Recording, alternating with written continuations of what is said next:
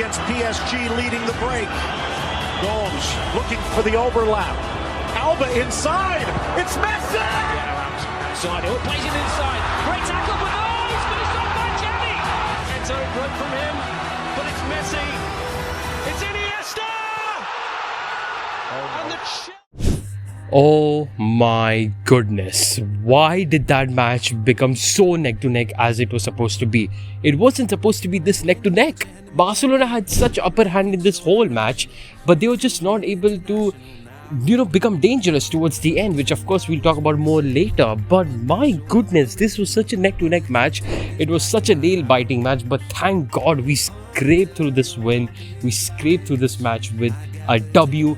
And you know what, we'll talk about that of course. So let's talk about this horrific match. Like, it was horrific in, I guess, pressure as well as just the whole match in general, our performance. Let's talk about it. And of course, let's start off with the starting 11. Marc-Andre ter Stegen in goal. Our backline: Jordi Alba, Eric Garcia, Jules Koundé, Alejandro Balde. Midfield 3: Busquets, Pedri, De Jong. And our front 3: Lewandowski, Dembele on the right, and Ansu Fati on the left. So first half was pretty much domination from Barcelona in terms of possession. We had a lot of the possession, around 63% possession compared to 37% of Valencia in first half. We were keeping a hold of the ball. Now, this is of course one of those matches where we were holding the ball, but in the final third, we were not able to do anything. We were not able to do anything clinical enough. We are not being able to create or convert our chances into goal scoring opportunities. And yeah, Xavi's tactic in this match was pretty much, of course, the midfield centric, giving the ball to De Jong or Pedri, and of course they would then switch up to the flanks, Ansu or Dembele. Now, of course, player analysis we'll do later, but first of all, some things that I was surprised about is Xavi started Ansu Fati, which I think was a good decision because they, either Ansu or Ferran should have started. They were doing pretty good off the bench, so they definitely are sort of our super subs, but I think they should have been given a starting opportunity, which of course they did get. One of them did get. Of course, Ansu got it. And Alejandro Balde was played as a right back. We have seen him before as a makeshift right back, but he doesn't play the best over there because he's not much used over there. He is given more defense opportunities, I guess. He is not much given that role that he's getting in the left back side, in which he gets much freedom. He's able to drive the ball forward and cross, blah blah blah. He is getting that Sergio Roberto type of role where he's trying to get into spaces, but not too much, because if he does, of course, who's going to defend? So he was more so of a defensive player in this match.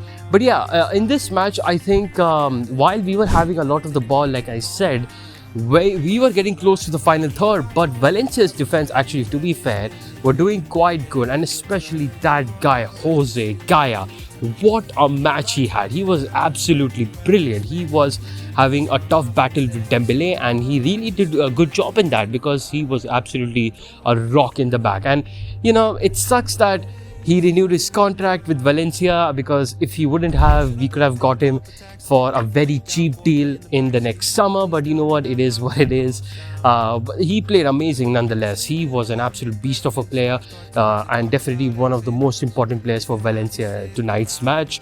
And Barcelona, I pretty much summed it up for you guys. Like, Pedri, De Jong, they were able to deliver the balls towards our flanks. Ansu Fati, Dembele. Ansu Fati was getting into those spaces. Very close opportunities for Ansu Fati were there. Now, I won't say there were clear-cut chances. There were opportunities, but to convert them, I think Ansu was not able to do that. There was some chances where he had to do a bit of decision making to pass to someone else, but he was not able to do that. And when talking about Dembele was being explosive, but at the same time having a hard time with Jose Gaya, as well as when he was getting those spaces, when he was able to run, his passes were not clicking up. It wasn't passing. It wasn't being. The creativiness that he had in against Athletic Bilbao, that just vanished in this match. Like, his passes were not getting on spot. And to be fair, Valencia defenders did good in terms of intercepting that. So they did a pretty good job in that. And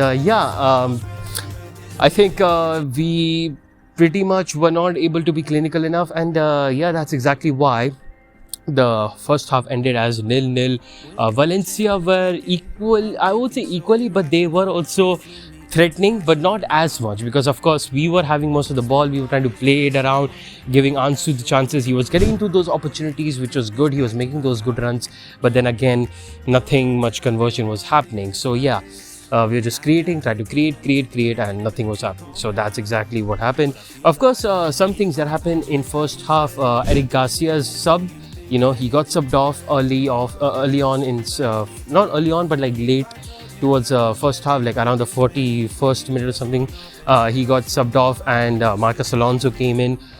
Some people say it was because of injury or something. He got some injury or something. Hopefully everything is fine. He was looking okay, so I hope that everything's okay. But yeah, other than that, yeah, it's basically that. We were getting opportunity, like we were trying to create, but it was that at the end we are not clinical enough. We are not having a proper plan of how to convert them. So yeah, that's exactly what happened in the first half. Now, talking about the players in first half who did well, let's go with it. And Marc-Andre ter Stegen, I think he had an okay game.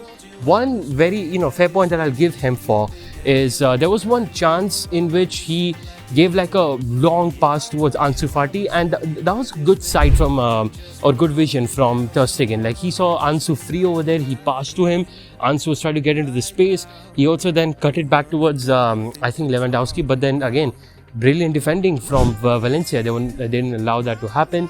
And yeah, like ter Stegen was having a good / decent ball distribution, and I guess he didn't have much saves. I think he had a few ones. So yeah, it was alright from ter Stegen. Jordi Alba was starting as a left back, and I think he had an okay game.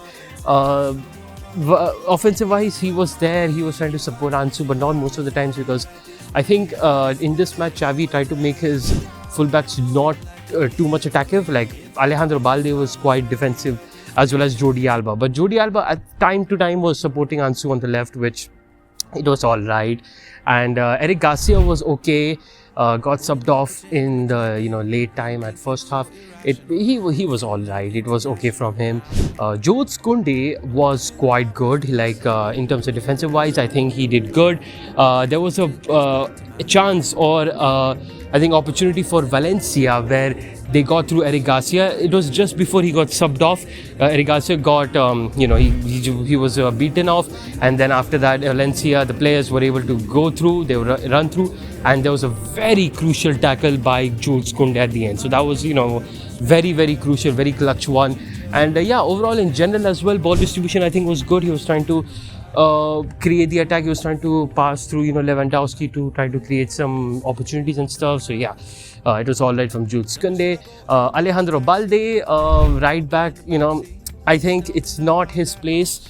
And I think the role also he was given was different. Like, he wasn't that free in the right hand side, because of course, the player that mostly is given that all of that freedom is, of course, Ousmane Dembele. And yeah, he was more defensive today. Had a decent time, I would say. Not exactly the best time against Jose Gaya, but yeah, it was all right from Alejandro Balde. Our Busquets, our CDM, of course, and he was all right. Yeah, it was all right from him. Nothing much special from him. That's all I can say about him. Pedri was good. Like, he was, in terms of creativity, he was trying to create. He was being much involved into the match. And yeah, Pedri did a decent job in first half. Same goes for De Jong. But I think De Jong was a little bit worse than Pedri.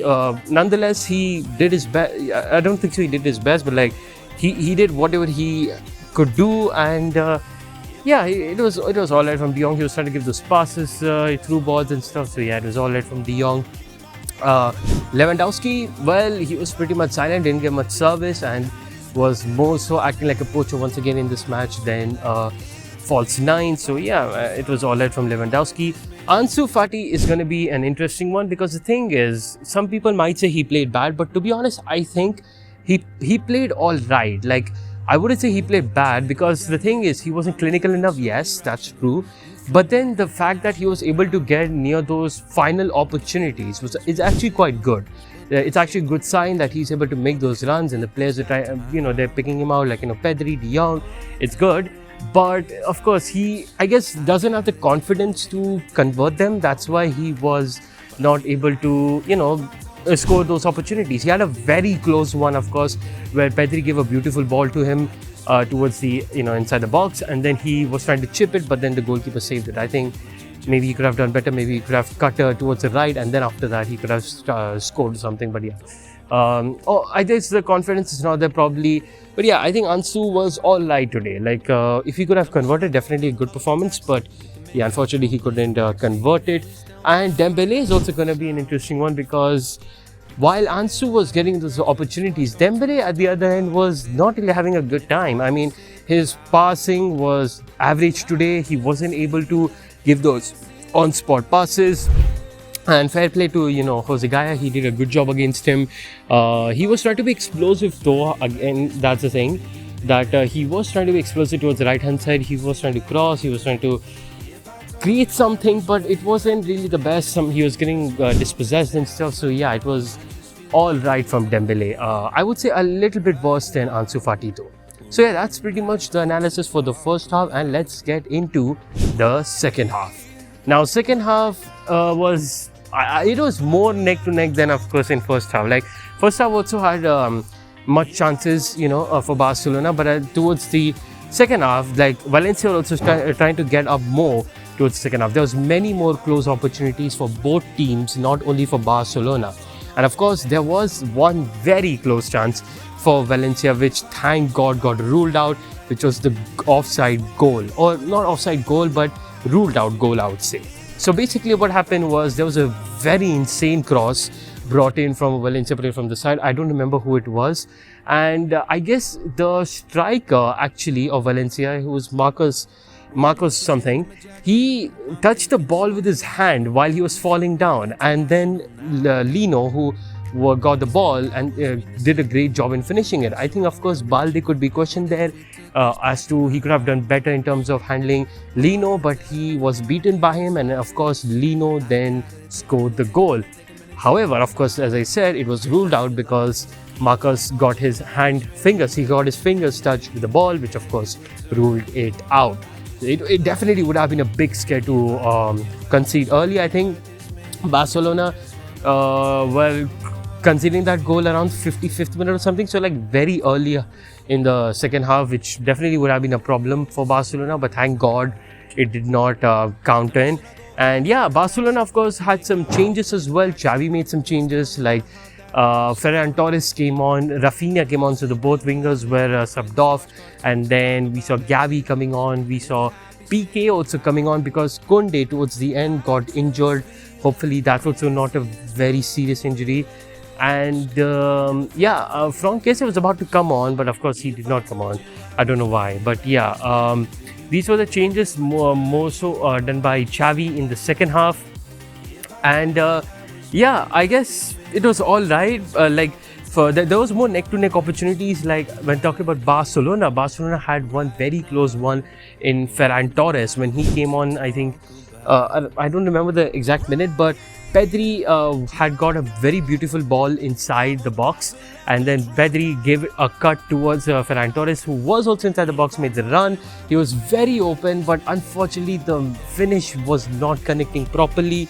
It hit his left leg and it got deflected off. And then there was another one opportunity of Lewandowski's header hitting the post. So I think that was a cross from Balde, or I think it was from Ansu Fati. Like I think it was early on in second half. So there were close opportunities for Barcelona in second half as well. Like I said, they were trying to they were becoming more, I guess, clear in terms of what to do in the final third. Like as Rafinha and of course Ferran Torres came on, Rafinha was on the right side.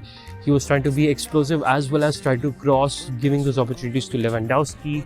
And of course, it did work. Rafinha's tactic did work indeed, as Pedri gave a really nice pass towards the middle, gave a pass to Rafinha, and then Rafinha, there was a run, I think it was being made by Frenkie de Jong, which Rafinha didn't see, but he indeed see Lewandowski, so he gave a beautiful cross, and that was a very pinpoint cross, very nice time, and Lewandowski, his finish as well was good, and with that Barcelona had scored the goal, which definitely was a big sigh relief, because if it, that the whole match, like, there was so many close opportunities for both teams.